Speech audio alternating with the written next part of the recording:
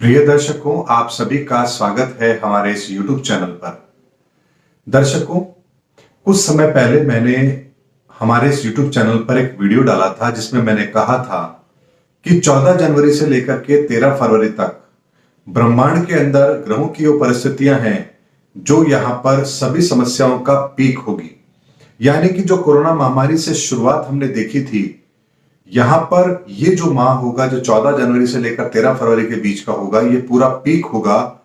और यहां पर 13 फरवरी के बाद से हमें इसमें एक डाउनफॉल भी देखने को जरूर मिलेगा। दर्शकों, जैसे ही 14 जनवरी के बाद का समय शुरू हुआ है, आप लोगों ने अमेरिका के अंदर भी हिंसा की घटना देखी है। वहां का सत्ता परिवर्तन किस तरह का रहा है वो भी आपने देखा है। उसके बाद हिंदुस्तान के अंदर किसान आंदोलन को लेकर के एक उग्र रूप आपने देखा है। और हाल ही में अभी म्यांमार के अंदर भी सत्ता परिवर्तन हुआ है, यानी कि वहां पर सेना ने तख्ता पलट कर दिया है और वहां सेना का अब म्यांमार में अधिकार है और उन्होंने वहां पर 1 साल के लिए इमरजेंसी लगा दी है। दर्शकों, ये सारी की सारी घटनाएं फिर एक बात ये साबित करती है कि ब्रह्मांड के अंदर चल रहा ग्रहों का खेल बहुत ही ताकतवर होता है।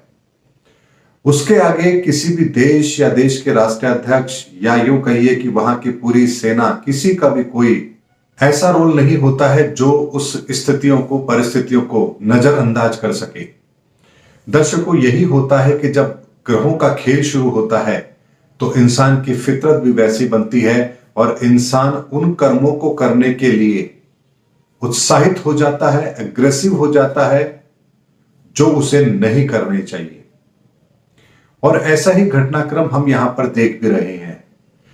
दर्शकों, ये जो घटनाएं अभी घटित हुई है, जो अमेरिका में, म्यांमार में और हिंदुस्तान के अंदर भी कुछ ऐसी घटनाएं हुई हैं, इन सब घटनाओं का संबंध केवल और केवल ग्रहों की बन रही परिस्थितियों से है। और इसका पूर्व आकलन भी हमने जरूर किया था कि किस तरह की परिस्थितियां बनेंगी। लेकिन 13 फरवरी के बाद से फिर इन परिस्थितियों के अंदर आपको शिथिलता देखने को जरूर मिलेगी और दुनिया की कोई भी ताकत अब 13 फरवरी के बाद में कोई ऐसे बड़े काम यहां पर नहीं कर पाएगी जो मानवता के खिलाफ हो या जनता को परेशान करने वाले हो या विश्व के लिए परेशानी पैदा करने वाले हो। तो ऐसे में 13 फरवरी तक अभी भी यहां पर पीक बना हुआ है। आधा समय निकला है, आधा समय भी बाकी है और आधे समय में हम बहुत सारी घटनाएं देख चुके हैं। और हम ईश्वर से प्रार्थना भी करेंगे कि ये आने वाला जो समय है 13 फरवरी तक का, ये बड़े शांति के साथ निकल भी जाए, क्योंकि इसके बाद ही जाकर के हमें एक स्थायी रिलीफ भी यहां पर जरूर मिलेगा। लेकिन तब तक हम सभी को सावधान भी रहना है, सचेत भी रहना है और ब्रह्मांड में ग्रहों की परिस्थिति के कारण से जो घटनाएं पूरे विश्व में घटित हो रही हैं, उनको हमें समझना भी है और उनसे बहुत कुछ सीखना भी है, क्योंकि यही घटनाएं आने वाले भविष्य में ब्रह्मांड में बनने वाली फिर कुछ नई युतियों को, उसके प्रभाव को हमें समझने में बहुत बड़ी मदद करती है। क्योंकि वक्त काल परिस्थिति के अनुसार ही हमें रिजल्ट मिलते हैं और पिछले अनुभव के आधार पर ही यहां पर ज्योतिष के अंदर नए पैरामीटर भी तय होते हैं। दर्शकों, इस समय ने, जो पिछला 1-1.5 साल का समय है, इसने एस्ट्रोलॉजी के अंदर हमें बहुत कुछ सीखने के लिए दिया है।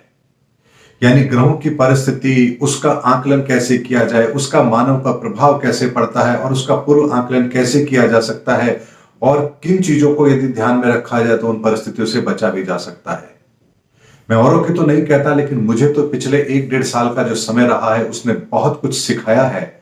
और एस्ट्रोलॉजी के अंदर उन प्रमाणित सूत्रों को परखने का हमें यह मौका मिला है जो अब तक केवल हम किताबों में पढ़ते आते थे।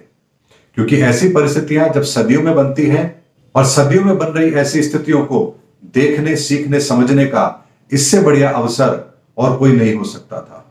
दर्शकों, इसीलिए घबराने की आवश्यकता नहीं है। 13 फरवरी तक का समय है, ये भी आराम से निकल जाएगा। इसीलिए धैर्य के साथ अपने मार्ग पर डटे रहिए। 13 फरवरी के बाद पूरे विश्व के अंदर इस तरह की परिस्थितियों पर विराम भी लगेगा और मानवता फिर एक नए रास्ते पर, नए दौर को देखने के लिए निकल पड़ेगी। ये बात ग्रहों की परिस्थितियां कह रही हैं। उम्मीद करता हूं दर्शकों, मेरा वीडियो आपको जरूर पसंद आया होगा। अगले वीडियो में फिर आपसे मुलाकात होगी। तब तक हमारे चैनल पर बने रहिए। जय हिंद, जय भारत।